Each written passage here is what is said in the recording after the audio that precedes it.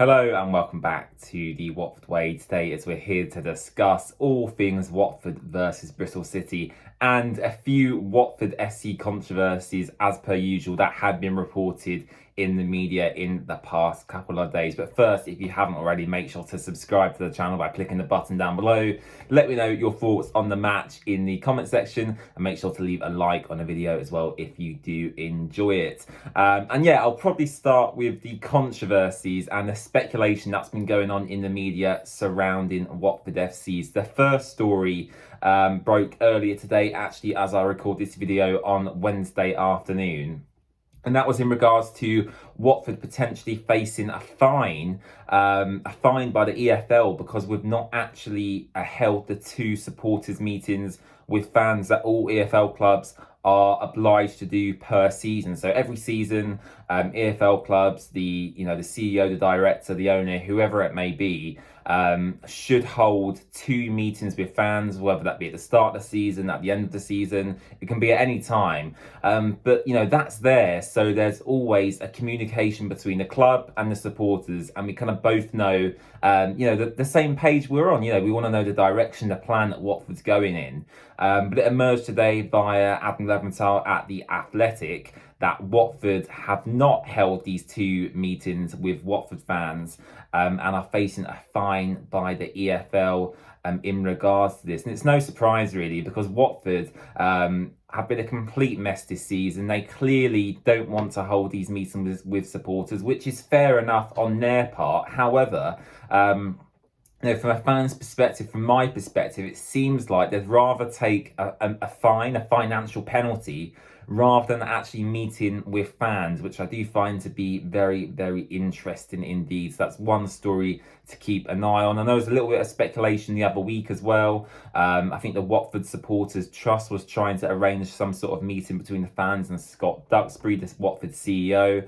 So that'd be something to keep an eye on as well. But as far as it stands at the moment, Watford could be facing a hefty fine by the EFL for not holding these supporters committee meetings with Watford fans this season. So as I said, one story to keep an eye on. And the next story is in regards to Chris Wilder's future. Football Insider put out an article earlier today basically speculating that Chris Wilder is set to be sacked by Watford and a new manager would be appointed imminently.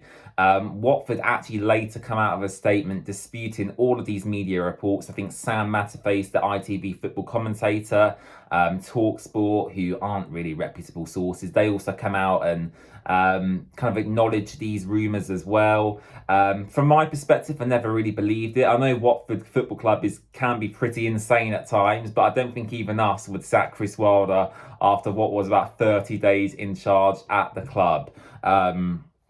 So yeah, a very strange story in the media there. Watford coming out of a statement. Ben Manger, actually the new technical director at Watford, disputing them media stories about Chris Wilder, saying they are backing him until the end of the season, and no further comment would be made regarding the head coach position until the season has concluded. So Chris Wilder, as Watford confirmed there in their statement, will be head coach until the end of the current season. Now, obviously, we have to talk about Bristol City, the game this weekend.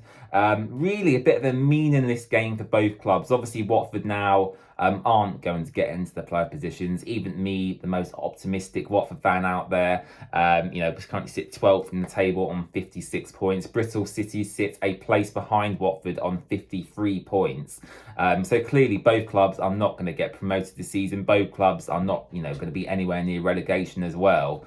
So for me, it's probably going to be a bit of a dull mid-table game. I think the only thing that might spice the game up a little bit is the fact that former Watford manager Nigel Pearson is going to be in the dugout for Bristol City. So from his perspective, there might be a little bit of impetus there to get a result against his former employers. And obviously we know with Nigel Pearson at Watford, it didn't end that well at the club. From various media reports at the time, there seems to have been a few arguments with the players in the changing rooms. I don't think the relationship was that good with Gino Pozzo, the owner, and Scott Duxbury as well.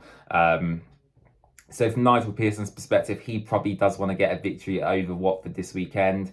From Bristol's perspective, I think they've got some really, really good players. I really like Jay Da Silva. He's the standout player at Bristol City for me. I I believe he's going to be available on a free transfer this summer as well, Jay Da Silva.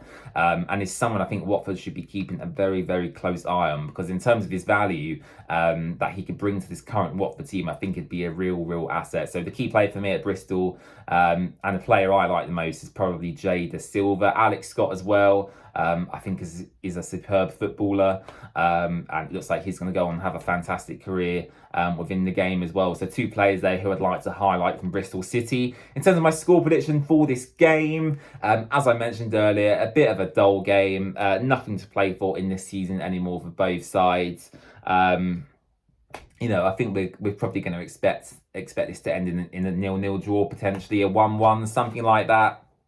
I'm not expecting loads of goals. Watford against Coventry City last time out in the first half looked very, very promising.